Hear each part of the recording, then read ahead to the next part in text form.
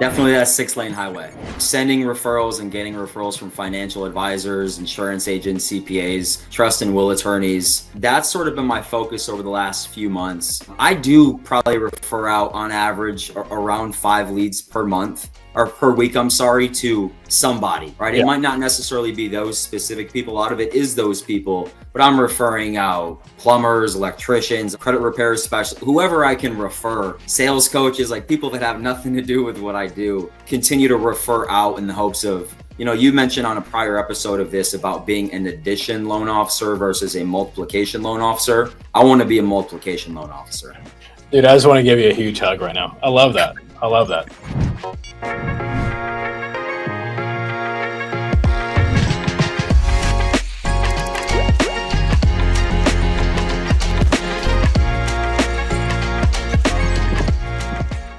Hey guys, Wally Elibiary. All right, so what is 24/7 mindset? Most times when you hear 24/7, you're thinking what? 24 hours a day, 7 days a week, just grinding, hustling. I learned over time, a 24-year career in mortgage and multiple other businesses that I own is, unfortunately, you'll get burnt out.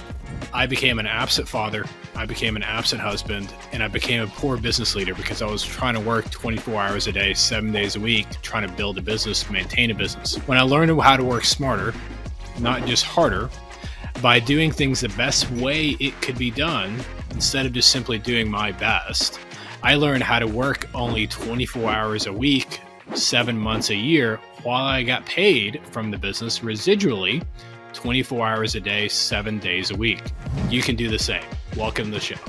Super cool and excited about today, guys, simply because I'm a golfer and our guest has got a Bushnell for last name, which if you're a golfer, it's like the rangefinder. So it's super easy to remember your name. But all right, Chris Bushnell, congratulations on your success. Welcome to 24/7 Mindset World. Thanks for having me, Wally. It's an honor for sure, man. I've been, watching you on the mortgage coach videos for years now, and this is a really cool moment for me. Well, I totally appreciate that, but you wouldn't be on this show if you weren't a rock star yourself. But the biggest goal today is kind of pulling out that rock star in you, and then bringing that to life. So I appreciate you making time. Yeah, thank you. All right. So first things first. I'm a big fan of Go Coaching, and I love. So talk to me about that trophy you have in the background. Would you win that for, and what is that? Yeah. So I'm a big fan of Go Coaching too. I mean, those guys have really taught me everything that I know, and they do an annual, or actually they do a semi-annual recognition of a go-getter. And basically a go-getter is just someone who shows up every single day and does the things that they say that they will do consistently. And I was recognized as someone who does that through the Go community. Awesome. What makes you feel like you won that award? Like, what was it? It was like, okay, like, was it one thing that identified? Was it a series of things? Like, walk me through that. I think it's just doing the activity consistently every single day. And, I know sometimes we have good days, sometimes we have bad days, but I try to make myself as disciplined as possible to, no matter what, I know what activities I need to accomplish every single day, my sales activities, my marketing activities, and I do those things. And every single week we fill out a sales activity tracker, or now it's an activity tracker because it includes marketing activity as well. And I put up numbers, right? And it's less focused on results, but more focused on inputs. Yeah. And I believe that I do my inputs at a pretty massive level. Yeah, I'm a big fan of falling in love with the process, not the results. And I think when I talk to loan officers or any kind of professional in the space that has massive amount of success, they can give a rip about the results. They don't care about the end goal. They fall in love with the process. And I don't know if you're a big fan or not, but I'm a big fan of Kobe Bryant. And I love the mama mentality of falling in love with the basics, falling in love with the simple steps that you think is like so elementary, and just mastering those where it's completely your subconscious is taken over. And when you see that in mortgage, where I think like you, and we're 5 minutes into this, but one of the biggest aha I really want the users to really understand out there is, listeners to really understand out there, is you fall in love with the basics, you fall in love with the steps, you fall in love with the process. The results will take care of itself. The money will take care of itself. The closings will take care of themselves. Those are automatically going to happen. But if you fall in love with your daily activities, your daily processes, you're off to the moon. There's a saying that the man who loves to walk will always walk further than the man who loves the destination. Brilliant. Absolutely brilliant. Do you remember who said that by chance or no? It's one of those unknown things. Oh, is it? Yeah, but no, I think it's absolutely brilliant. And all right, so you're an absolute hard worker. However, I don't want to gloss over this. There's quite a few things that I think that you do, that you work hard, but also you work smart. So talk to me about your career where like you were this hard worker, but you maybe didn't have as much success. But over time, you learn how to work hard, but also how to work smart. I think that comes with being able to prioritize what's important. And specifically, that's sales activities and that's marketing activities. So the very first thing I do every single day, I log in, I create content for social media. And, it starts up around 7 a.m. So I'll do that for a solid 90 minutes every morning. And then come 9:30, I'm making my calls until noon. And, whether I have files or all the other things that try to steal our attention, I'm just very disciplined on knowing that if I can get those two things done before noon, the rest of it, it's a win, right? Yeah. I've won the day. And I think that's Todd Bookspan, right? Like win by noon. Yeah. I very much live by that. Yeah.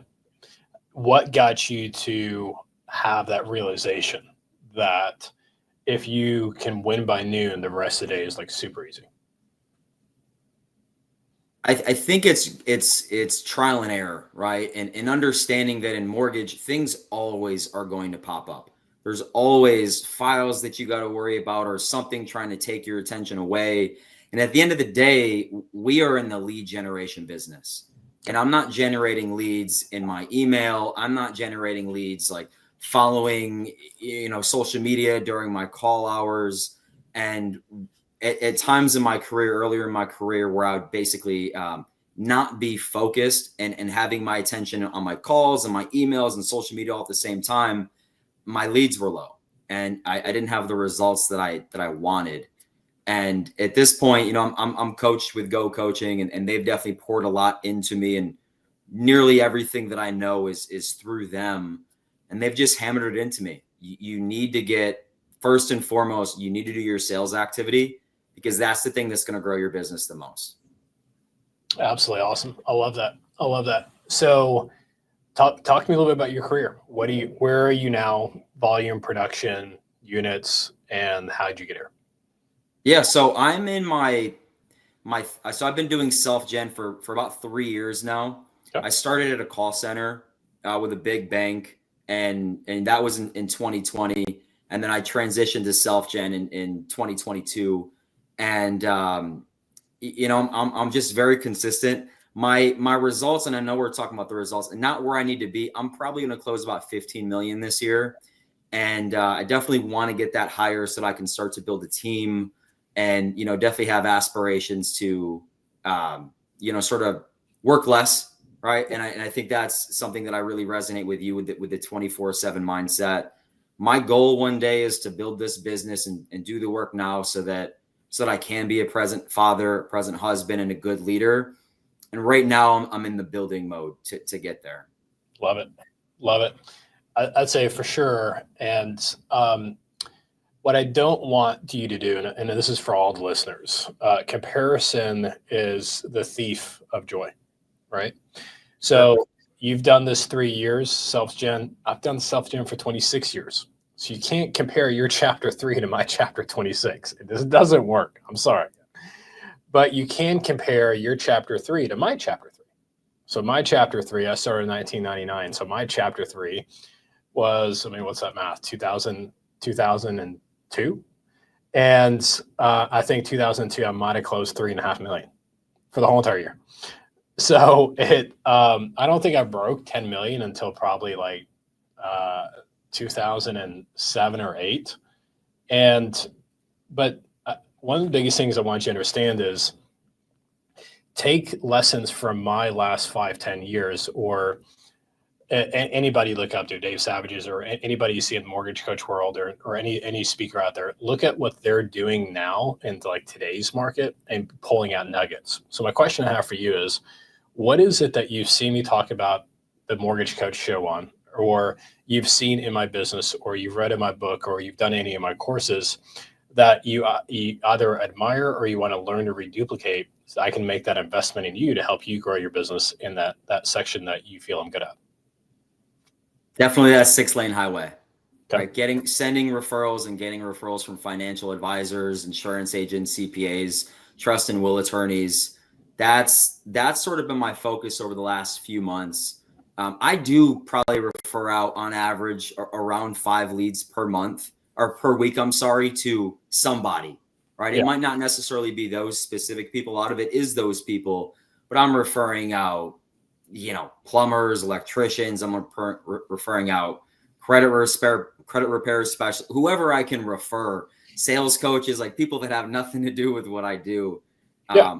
I want to continue to refer out in the hopes of, you mentioned on a prior episode of this about being an addition loan officer versus a multiplication loan officer. I want to be a multiplication loan officer. Dude, I just want to give you a huge hug right now. I love that. And I don't know if this is a bad thing or a good thing, but it's an honest thing. I still get like goosebumps when someone says, I watch and listen to your podcast, or man, I've read your book and da, da, da. And I'm like, I don't know. It's still kind of surreal to me to think about it. But I still see myself just a lonely little loan officer. But I think the 6-lane highway, where we talked about the Kobe Bryants of the world, or the non-sexy part of the business, is something that that I came across in 1999. I think it was originally invented in 1993. I was not the original inventor of it. I've said that in my book and so on.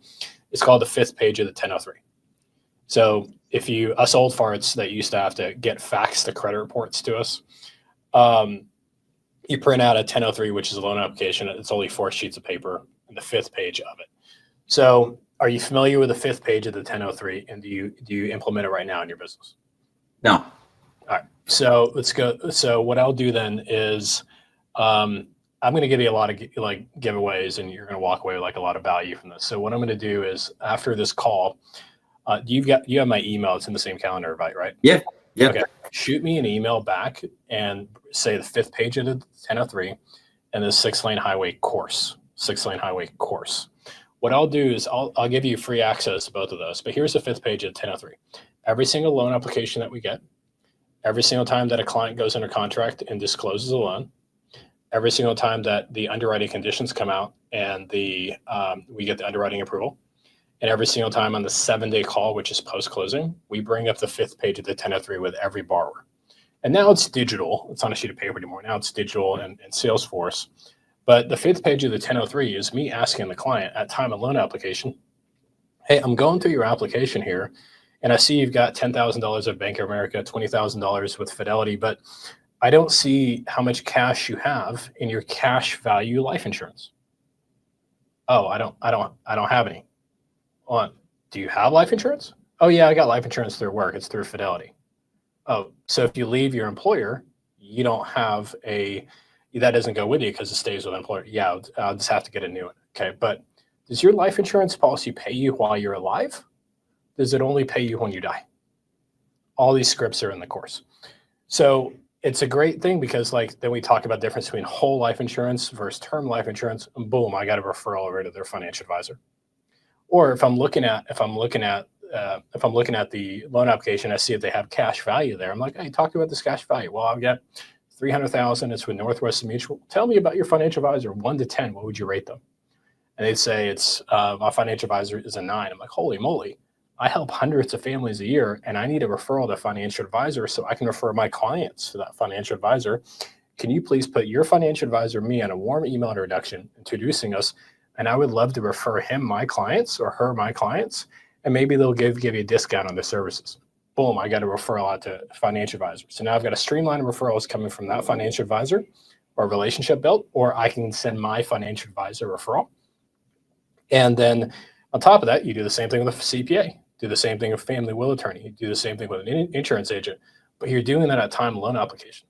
So at time of loan application, I'm either getting 4 referral partners to reach out to, or I'm giving out 4 referrals.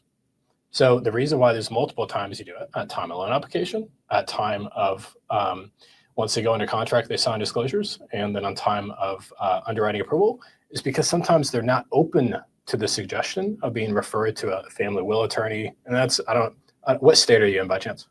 North Carolina. Oh, sweet. I was just there actually. Like, I was playing golf out there. Are you a golfer at all or no? A little bit. Okay. Yeah, I am going this weekend. Okay. And I do have the Bushnell rangefinder. You have to. You can't be a golfer and not have it. Well, I guess silly question. Educate me. Any relationship between your life? Okay, all right. I didn't know. I wish maybe I get some royalties. Yeah. Too funny. But what I was going to say though is, so we ask those questions throughout the process, and we get the client in the habit of either giving us referral partners to reach out to, and or giving or receiving referrals from at loan application, at disclosure, and also at underwriting approval. Now, one of the other things that I've added on there, on the 5th page of the 1003, is who's their HR manager. And when I'm going through the loan application, I'm a big Todd Duncan fan, so we called it a high trust interview, if you're familiar with that process. And we're going through that process, and I'm asking the questions around, okay, so I've got to verify your employment. Tell me a little bit about your company you work with. Oh, it's ABC company. Great. Can you connect me with who's the HR manager there? Can you introduce me? Because I've got to verify employment as such. Okay, great. So my question to the HR manager is, hey, I'm doing the mortgage for ABC employee of yours, but I'm just curious, do you have an employee benefits package where your employees gets a massive discount on purchasing or refinancing or doing a cash out on a house that them being an employee of yours? Like 9 out of 10 times, no employer has that package. I'm using my borrower to introduce me to the HR manager, and the HR manager, I'm getting in a relationship with them, then becoming the preferred lender for that ABC company. There's a restaurant here locally in Dallas called Razoo's, became the preferred lender for Razoo's, and they've got like 400 chains nationwide. Same thing with Enterprise Rent-A-Car. Same thing for Huffines, which is like a car dealership. So I became the preferred lender for these through the HR managers through that 5th page of the 1003. And that gave me an umpteen. I mean, let's just say you got 5 closings that you're closing this month, or 3 closings that you're closing this month. Let's just say 3 for simple math. You've got 3 closings that you're closing this month, and there's 5 people that you get referrals from on the 5th page of the 1003. Every single month, you have 15 opportunities to go get referrals. Compound that to 6 closings, compound that to 12 closings. It's like an endless supply of warm referrals from every single closing that you do. I explained that well? That was great. Absolutely. Yeah. So walk me through, and this is where I feel like I can improve as a coach. Sometimes I get, not that I feel like I talk so much like in theory or strategy, but I want you to really walk away with like implementable steps that you can go implement. So what was foggy about that? Or where do you feel I can go more in detail? So you walk away this afternoon, next application, you're doing X and you're making Y as an income from that X. I think with the HR managers, I'm wondering if there's some type of promotion or discount involved in that. Like you work with me and you get your appraisal paid for. What's their benefit of doing this? So I've got a goofy name, Wally. So I call it Wally Bucks.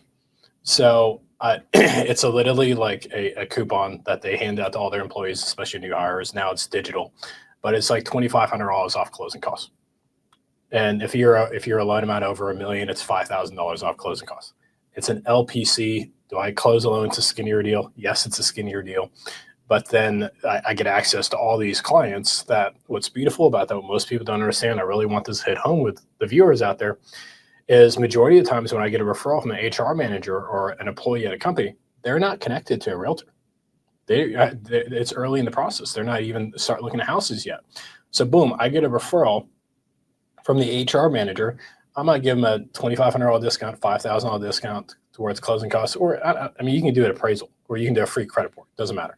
Give them something. But now you got a client for $500,000 that you pre-approved, that you now go to a realtor and you refer it to the realtor, and now you got a great new relationship. Yeah. So what I helped build my career on in becoming a multiplier loan officer, and this was a big key of my success, is I stopped going to the same well that everybody else went to, right? Which is realtors, realtors, realtors, realtors, realtors. The way that I broke $100 million in self-source production in 2017. I was 37 years old, and I'm like, hey, this is like the pinnacle of mortgage. There's got to be more out there, right? Then the next year I did another 100 million, then it goes to 150 million, 200 million, and it kept on going from there. But one thing I realized was the 35% of my business only came from realtors. Another additional 40% of my realtors came from my database. Then the rest was wealth partners, CPAs, financial advisors, family will attorney. The more you can grow income streams outside of realtors, the more desirable you become to realtors. So if you really want to become a multiplier loan officer and master the 6-lane highway, how do you learn how to be a referral generator? And earlier we said you give out 5 leads a week, which is great. I would just encourage you to change your language to I give out 5 warm referrals a week instead of 5 leads. And then your subconscious knows that you're bringing value to the table. And what I'd love for you to do, maybe a step further in that, is help figure out, okay, you gave out 5 referrals. Did they all 5 land? Meaning that did the referral source talk to the client that you referred, number 1. Number 2, did the referral source generate a revenue off that? Because what I can say is we refer out over 120 referrals a month. And I help generate from my financial advisors, CPAs, family will attorneys, insurance agents, and my realtors, $2.735 million in commissions last year alone. Like, good luck firing me from any of these relationships, right? I'm putting hundreds of thousands of dollars in each one of their pocket, but in return, they're giving me access to their database. In return, they give me access to their referral partners. In return, they're opening doors for me because I've learned how to generate revenue for my referral partners. I want to ask you more about having people share their databases with you. But before I do that, what is your follow-up with these HR companies? Like, how often do you reach out to them or stay in touch with them? I'd say at least quarterly. Enterprise rent-a-car is my biggest one. And that would be like a monthly lunch or a monthly coffee or a monthly mastermind together, how to improve. And the reason why I did it monthly with them is with the enterprise, they'd have 5 to 10 executives relocating on a monthly basis, or 5 to 10 executives that they're newly hiring. And I wanted into those relationships. Obviously, an executive is going to be a higher commission, higher price point, higher referral source out there. And then I wanted access to. So if it's a big opportunity that I'm doing on a monthly basis, staying in a relationship with them. If it's a smaller opportunity, it's probably say quarterly basis. But one thing that we did religiously on a monthly basis was lunch and learns at their office. And, did a ton of people show up? No. I'd say probably on average, maybe 20, 25 employees would show up to their corporate office and do a lunch and learn, and I'd be teaching. And we're going through how to read a credit report. We're going through first-time home buyer programs. We're going through what a mortgage efficiency checkup call is post-closing. We're going through how to pay more principal, less interest. We're going through how to remove monthly mortgage insurance. Like, the list goes on and on about the value you can add. But the beautiful thing was my team and I would be able to, let's just say they had 900 employees in that office. And there's only 20, 25 people that showed up. But you get access to all 900 that you can pick up the phone and have a conversation with it and invite them to your lunch and learn. And hey, the topic of this lunch and learn is X, Y, and Z, Mr. Smith. Love to invite you. Oh man, I'm sorry, Wally, I can't make it, but I appreciate you thinking of me. Okay, well, no worries at all. Do you find benefit in ABC topic that I'm discussing? Yeah, absolutely. Well, what if I set up a Zoom with you or set up a call with you next week so I can help you purchase a home down the road and add value to you from there? Oh, right? And then the ability to be able to get a relationship with that employee and then find a need, either finding a refinance, finding a cash out, finding they're going to buy an investment property, finding out they're buying a second home, and or I find out they need a referral to a CPA, a referral to a financial advisor, a referral to a family will attorney. But I'm using third-party sources, companies, entities, industries that are non-realtors for me to get access to their community. And one of my favorite mortgage coach shows I did probably about a month ago, and it was a good show, but my favorite thing was the title I chose. And the title was, how does a loan officer build their net worth off their clients' network. How does a loan officer build their net worth off their client's network? And that's all I've done. I went and got access to the relationships my clients already knew and went and grew my income, grew my production, and grew my net worth from those relationships. That's all a multiplier loan officer is. But loan officers have this like blinders on, I'm going to contact 100 realtors a day. I'm going to contact 100 realtors a day. I'm going to cold call. I'm going to cold call. I'm going to buy leads. There's so much other opportunity out there. There's a whole, have you ever read the book, Blue Ocean Strategies? No, I haven't. Oh, you got to read that book. Awesome book. So I'll give you the summarized book in like 10 seconds. There's two different oceans out there. Red ocean, blood, sharks, a lot of competition. Blue ocean, no sharks, no competition. After I read that book, I had the aha. I'm like, okay, where are all the loan officers going after? In the red ocean, which is realtors. These CPAs, financial advisors, family will attorneys, insurance agents, HR managers are over here in this blue ocean, and there was no one there going after them. I just went to the blue ocean, built a niche in the blue ocean, and then blew up a business in the blue ocean, wrote a book about it, built an academy about it, and the rest is history. Love that. I know it's kind of a biased question, but what would you recommend I read first between the Blue Ocean or the 24/7 book? Ooh. May I suggest a third one that Yeah, really changed my life? sure. So it's called The One Thing by Gary Keller and Jay Papasan. Have you ever read it? I have, yes. Okay. So then do you live by that question? What is the one thing such by doing it makes everything else easy or unnecessary?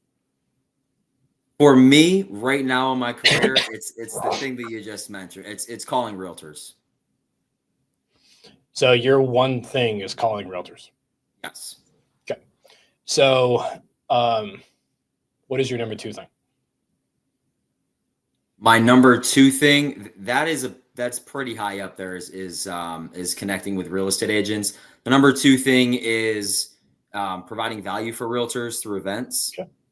Yeah, I think you 100% should focus on realtors until you've got a database or a foundation of realtors that you can compound into wealth advisors. When I've seen like brand new loan officers try to implement the 6-lane highway, it doesn't work very well because you don't have a foundation of realtors. I was already doing $100 million in production. 97% of it came from realtors. Of course, I had leverage. I had a team. I had time. I had money to work with.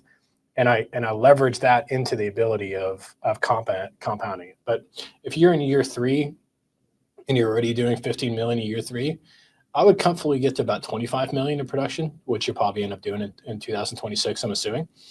And then I would look at 2027. Okay, how do you compound your database? And then how do you build wealth partner relationships? You got to remember, I started doing this 24/7 mindset 11 years ago, right? So where most people make a mistake, and at least my humble opinion, is they totally gloss over the fact that I built $100 million mortgage business straight on realtors. Then I leveraged that $100 million business and that database, and then compound that into being a multiplier loan officer and such from there. But if you've not mastered being an addition loan officer and you try to go be a multiplier loan officer, maybe you're better than me, but I can never imagine trying to do that as a loan officer. Makes sense. You had mentioned on this call and in previous calls about you acquire other people's databases. Can you tell me more about how you approach people and get them to share their databases with you? Yeah. So acquire, I would substitute the word acquire to adopt. And the reason why the idea came from, so Dave Savage and I sat down in 2019. It was like it was at Todd Duncan's Sales Mastery. And I'm like, dude, I keep banging against my head against this wall about $100 million in production. And he goes, well, talking about your database. I said, yeah, I've got my database, Salesforce, Jingo. He goes, well, how are you adding value to your database? And Dave Savage is like, dude, you're not even like scratching the surface. You've been doing this since 1999. You've got thousands of people in your database. And back then I had about 2,000 people in my database. And he goes, you got to start calling your past clients and doing annual mortgage reviews. All right. So I said, all right, I'm going to commit to, we did a video about it. I said, I'm going to commit to doing 500 annual mortgage reviews in the following year, which was 2019. And I think I did like 1,100 that year. But when I realized I was doing 580 mortgage reviews or mortgage efficiency checkup calls with my past client database, and got up to over 1,000 a year, you run out of people to contact. You run out of people to talk to. So I looked at it as like, and as you get to know me, Chris, like if you want me to go bananas and berserk and have like the most frustrating things, like put a straight jacket around me and not allow me to grow. Like that makes me go bananas. Like, so I sit there and I'm like banging my head against the wall, and I'm doing 100 million, which is great. Don't get me wrong. It's a lot of productions, a lot of income, and I'm very happy from that. But I was 37 years old, man. It's like, there's gotta be more out there. So have you ever read the book E-Myth? Oh yeah, definitely. Great So book. I went and read E-Myth Revisited. I went and read E-Myth. I went E-Myth Chiropractor, E-Myth Entrepreneur, E-Myth Real Estate Agent, E-Myth Insurance Agent. It's like 13 of them. I read all 13 of them. And the common denominator of building a leveraged income business was the residual income from the business. If you can't build a residual income from your business, you've got a job. You don't have a business. And I started looking at that. Okay, so I got to go deeper in my database. Well, by the end of 2019, I had already ran through my whole 2,000 person database. The following year, I'm like, okay, who has a database that I can adopt? And I went to my financial advisors. And I'm like, I started my financial advisors, and I said, dude, how awesome is this? I gave you 6 referrals last month. Do you know where I got the 6 referrals? Well, I got them from my database. Now, with that being said, your database has a ton of gold in it, but you haven't siphoned through it. You haven't added value to it. So I convinced my financial advisors, which I can go through scripting with you here in a second. I convinced my financial advisors to allow me to put their database into my HomeBot. If you use HomeBot IQ, whatever you use, whatever the case is, I used HomeBot. So when I did that, we started joint marketing their database together.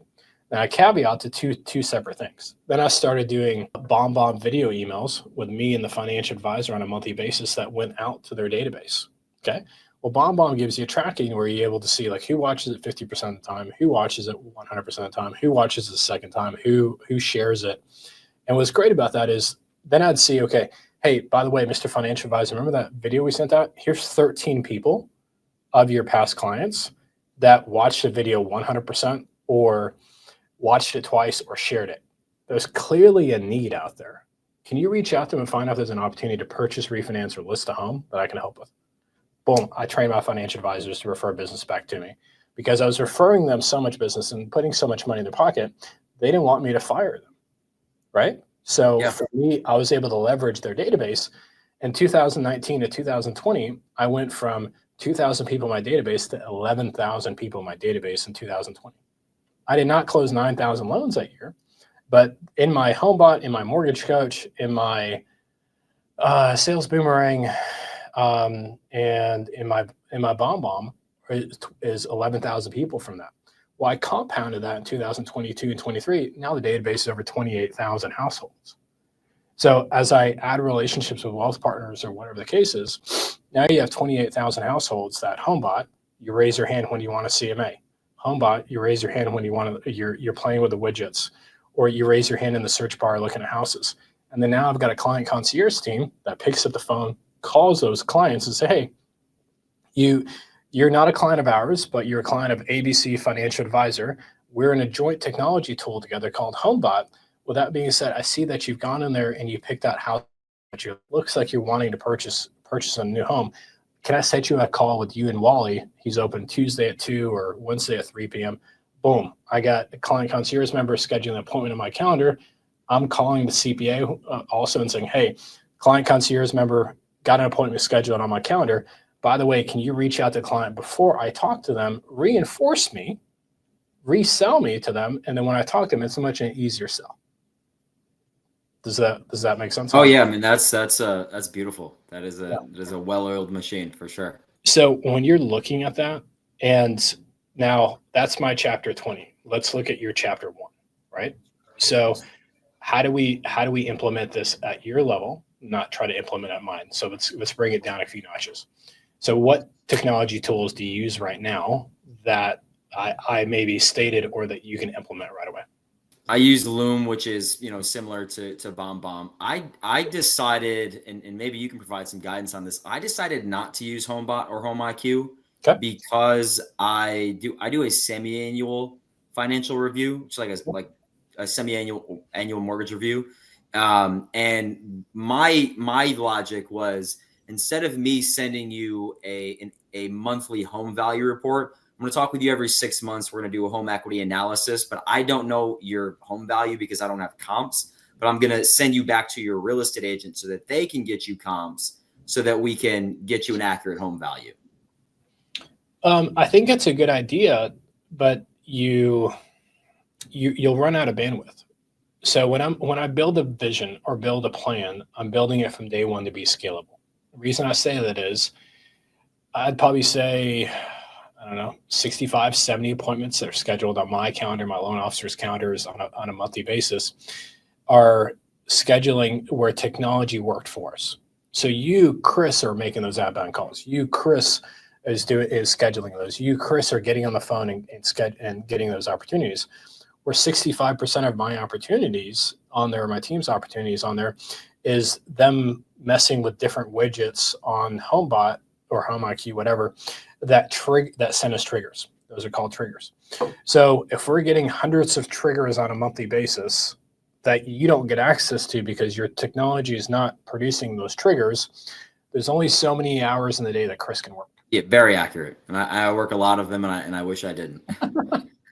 Well, there's this Yahoo guy that's always talking about how you take 20 weeks of vacation a year and you only have to work 24 hours a week, 7 months a year. So yeah, one day.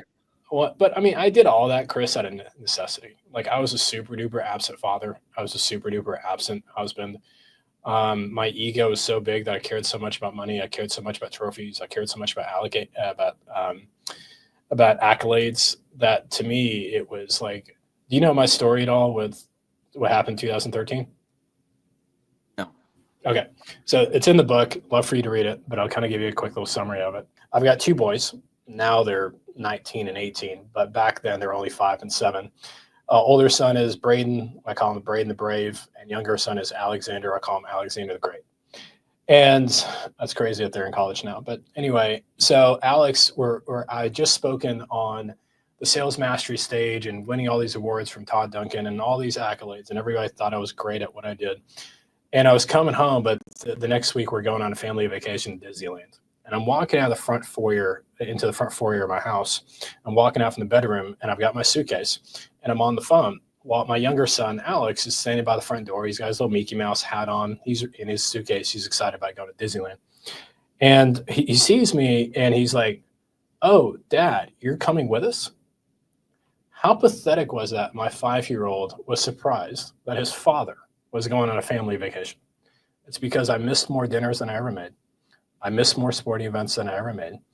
And I was a very absent husband because I was married to my business. I wasn't married to my wife. Now, so for the next probably 3-4 hours of driving to the airport, I was super quiet. And all I'm doing is like internally processing. There's got to be a better way of doing mortgage. Because I didn't want to give up the mortgage business, but there's no way in heck I was turning my back on my family. Simple as that. So I started coming back and I started reading. I started learning, and I hired a coach. And one thing the coach really helped me with, his name is Pat Mancuso, and I was paying him like $5,000 a month. And he coached me and he said, he caught me at a bad day, and I apologize about this, but he caught me in a bad day, and he was like, you got to learn how to work smarter, not harder. And I'm like, dude, if I freaking knew how to work smarter, then I'd work smarter. And he goes, you got to stop doing the best you can do and start doing it the best way it can be done. Stop doing the best you can do. Start doing it the best way it can be done.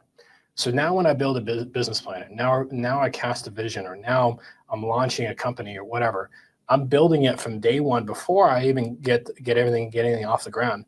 Scalability that I leverage back my time. Did I explain that well? Absolutely, man. Yeah, it's funny. We have a lot of overlap. What you used to do and what I do now.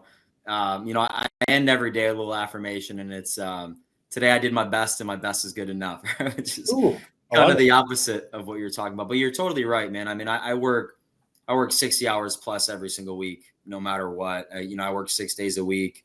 I work, 5 to 7 hours typically every Saturday. And my thought process is if I put in the work now and I build this thing, then one day I won't need to do that.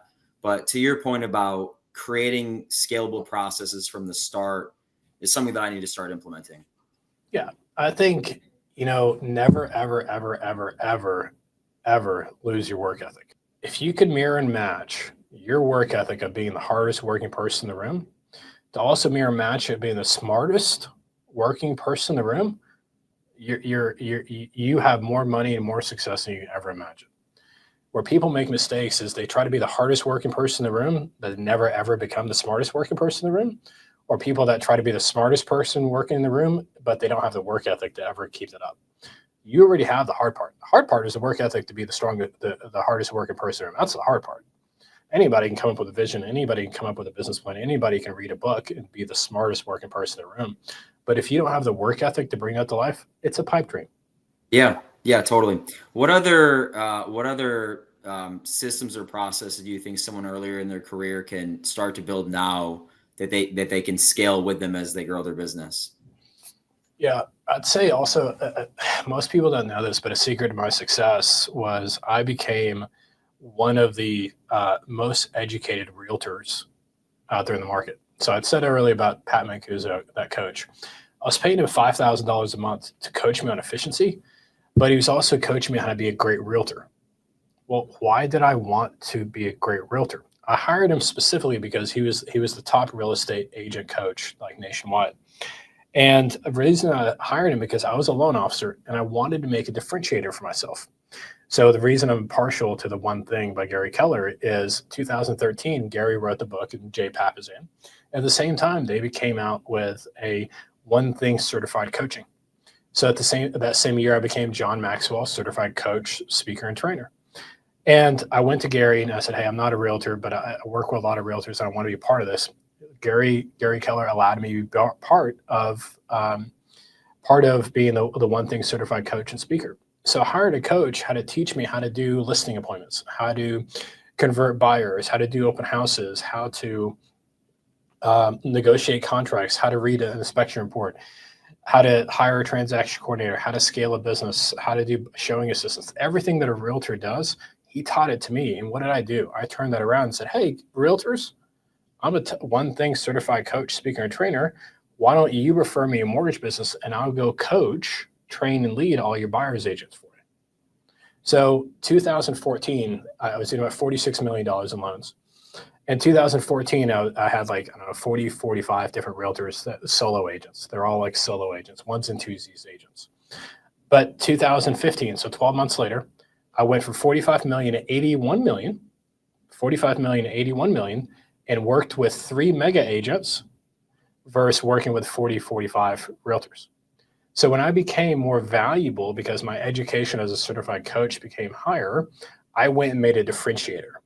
So if you look at your world now, how do you build a niche? And that's what I did. I built a niche in the mortgage real estate space by becoming a loan officer that coaches realtors how they can produce more business.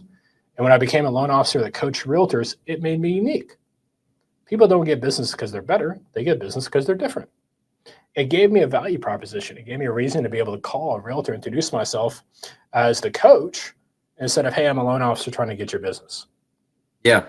So the question I ask you is how do you build yourself to where you've got a unique selling proposition or you've got a niche in this industry that differentiates you in the marketplace? You're asking me what I do currently or what can I do?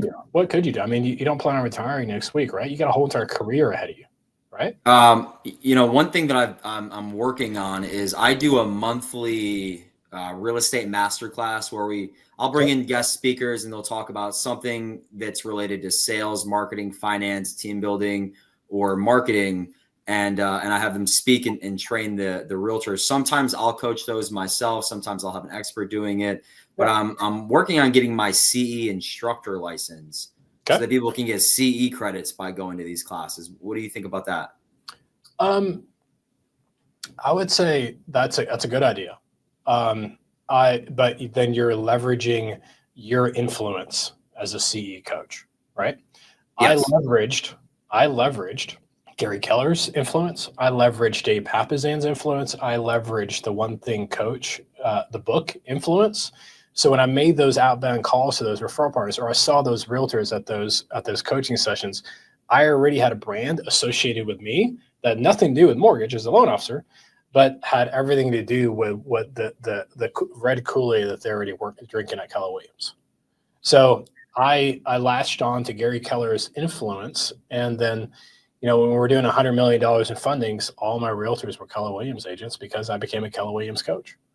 And $200 million in fundings, my referral partners, my realtors were Keller Williams agents because, and it's still to this day, majority of our realtors are Keller Williams agents.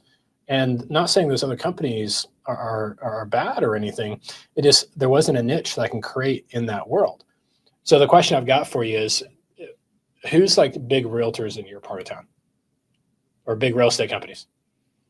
I mean, Keller Williams is huge here for sure. Compass, Coldwell Banker, those are probably the biggest three. A lot of EXP agents. Yeah. So what I'd be looking at, I mean, this is what all I can coach you on is what worked for me. What really worked for me was I would go to Keller Williams classes that they hosted. So Keller Williams is a class called Career Visioning. I don't know if you've heard of it, but it used to be called Train, Lead, Motivate.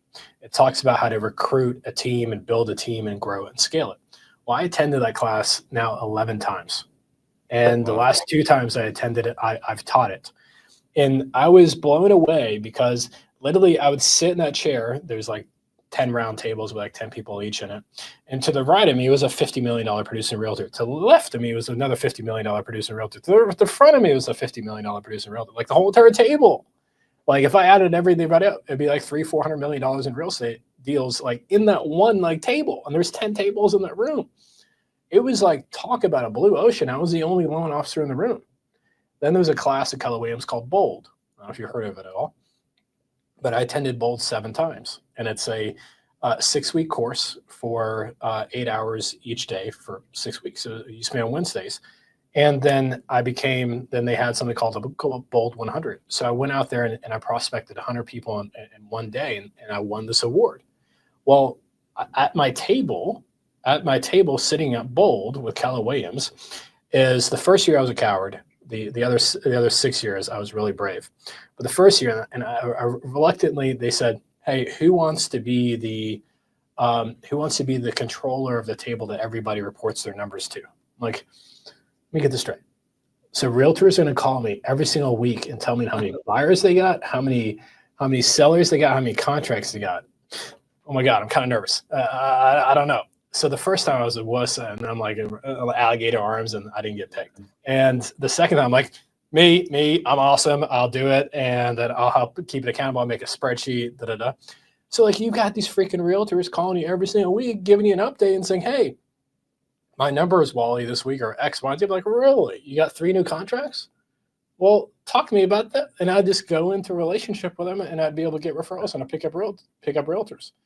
There's not a reason why, like, I'm not a slow learner, but I found out there's a Keller Williams class that teaches about lead generation. And I get to sit in a room with a bunch of realtors and they report all the numbers to me. Yes, I'm going to go build a niche in that area. So I'd be looking at your real estate companies around you in North Carolina.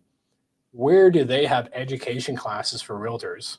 And specifically, I would not say like Bold is a really good solo agent world, but Career Visioning was the teams that wanted to go from 50 million to 100 million, right? I really entered those rooms, and once there was so much meat on that bone, it was absolutely huge. Then you take it further to where like there's another class called Expansion with Keller Williams, how they expand in like different cities and states. And what was great about that is 2017, there's a realtor named Tim Heil. He was in Austin. He was doing about 300 million. Now he owns a company called Onward. But back then he expanded. I became his preferred lender, so I had his Austin team. Then he expanded in Houston, expanded in Dallas, expanded in San Antonio, and expanded, I think, in Corpus or something like that. I got to expand with him in all those 4 different areas, but we met in a Keller Williams class sitting next to each other, and we're learning the same content. I sparked up a friendship with a guy, sparked up a mentorship with a guy, and it allowed me to get in a relationship. But I spoke their language because I was in the same classes as them. So my advice to you is figure out what classes do the real estate companies teach in your area with what companies, and get in those rooms. You get in those rooms, you've got it's a blue ocean there because there's not very little competition. That's masterclass stuff right there. That's good. And you just like find it and then you can just register as a loan officer. Is it that easy? I mean, it was for me, but I had the in of the team leaders of those different offices, but I don't think you pay to go in those classes, and each class was like $700-800, right? I don't think they're going to turn away your money. So my advice to you is find a real estate company that you want to attend one of their classes. Find a realtor that you know that's already part of that company. Have that realtor introduce you to their manager. The title is usually team leader. And that realtor says, hey, I want Chris to join me in this class so we can work together, grow the business. When it was difficult for me to get into a room sometimes, it was difficult for me because I didn't have the credibility to get in the room because I was a loan officer.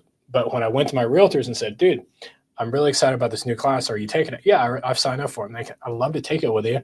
And maybe we can mastermind together and I can help grow your business. Can you introduce me to your boss, team leader, and get your boss to ask me to and allow me to be in that class with you, and we'll mastermind together. I went in that class, sat next to my buddy that was a realtor, and my buddy is a realtor, introduced me to that realtor, introduced me to that realtor, introduced me to that realtor, and it was like just the web. Yeah, that's good stuff. Yeah, I'm doing that immediately. Yeah, so you can build a $100 million business off realtors. You never have to call and contact your past clients. You never have to contact wealth advisors, but I would encourage you to get to 25 million to 30 million. I'm just some old guy on the other side of this StreamYard link, but I would ask your coach, whoever your coach is, and I want to be respectful to that coach, but I'd ask your coach but my opinion is you probably get to about $25-30 million in production, then start looking at, hey, how do I go away from these solo agents to mega agents and start working with bigger producing agents that have a bit more fish, more meat on that bun. And then from there, once you've got those mega producing relationships, then you're focused on your database. Then the next chapter that you focus on is your wealth partners. Great. Awesome. One more question. If we got some more time. 5 more minutes. Easy. So you reach out to your closed clients. I know you do HomeBot, you do one annual mortgage review. Do you do anything else to stay in front of them post-closing? We do the monthly bomb video emails with me and the wealth partners. Or me if they're usually connected to some sort of wealth partner, but then also that same video that I do with that wealth partner, we target them on social media on Facebook and Instagram. So they see me through the HomeBot digest, they see me through the bomb video emails, and then they see me on social media with me and the financial advisor. So they're seeing me in 3 different areas, which makes it very easy when my team calls to schedule an appointment with them. It's a welcome call. Love that. Yeah, you dropped some gems on this call, Wally. I hope so, but I wanted to. I mean, and Wade Betts is part of your world, right? I love Wade. He's my branch manager. He's a mentor of mine too. I love the guy.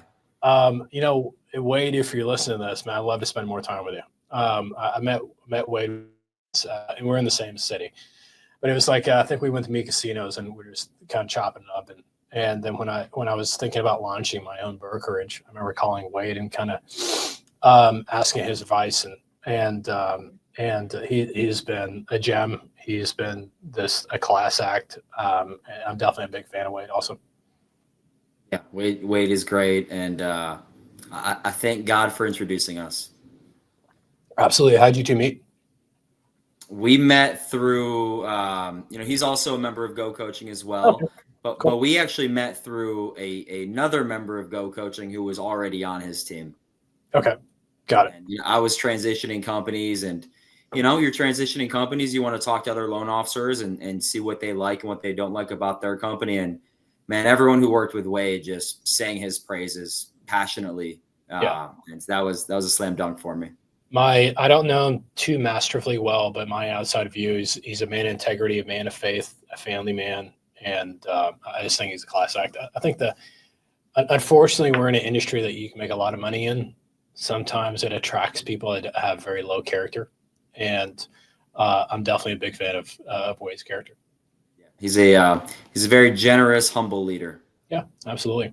Cool. All right. So I'm going to give you closing thoughts. I'm going to give you closing inspiration. I'm going to give you closing motivation here.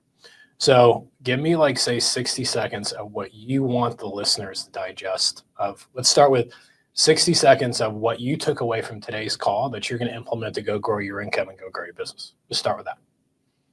First thing I'm going to do is implement the 5th page of the 1003 so that I can refer more clients to financial advisors, CPAs, wealth and real estate attorneys. That's going to be my biggest thing. And, also HR managers as well. Awesome. All right. So that's number one. Well, I guess the first thing should have been, you're going to email me so I can send you over. Yes, that's number one. And then give you access to the course. All right. So once you implement I don't want you to be a stranger. You're going to hit some roadblocks. You're going to have some challenges. Call me, text me, email me, send me a pitch in something, reach out to me. And I'm more than happy to help. And then the second thing is, there's a lot of loan officers out there struggling. There's a lot of loan officers thinking about getting out of the business. There's a lot of loan officers wondering, where the heck is this refi boom? Like, what's some inspiration that you can give them where they can grow to being in your shoes as successful as you are?